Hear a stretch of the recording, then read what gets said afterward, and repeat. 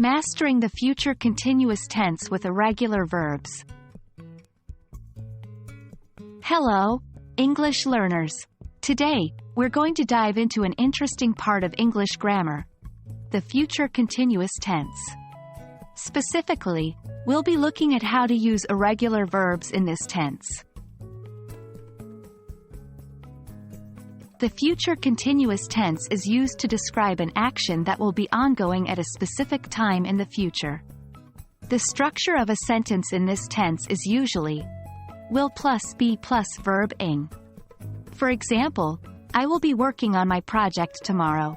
But what happens when we use an irregular verb? The great news is that the future continuous tense doesn't change, even for irregular verbs. Irregular verbs are verbs that do not follow the regular conjugation patterns.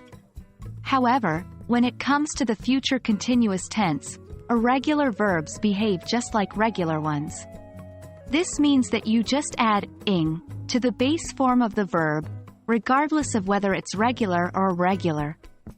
For example, go becomes going, see becomes seeing, and eat becomes eating.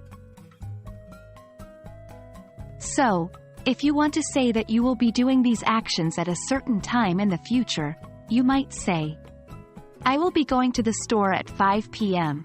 She will be seeing the doctor tomorrow. They will be eating dinner when we arrive. Let's practice with some examples now. 1. The verb drink is irregular. If you plan to drink coffee at a future point, you would say, I will be drinking coffee when you call me in the morning. 2.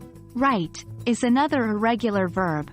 If you will be in the process of writing a letter at a future point, you say, I will be writing a letter when she comes to visit. 3. One more example.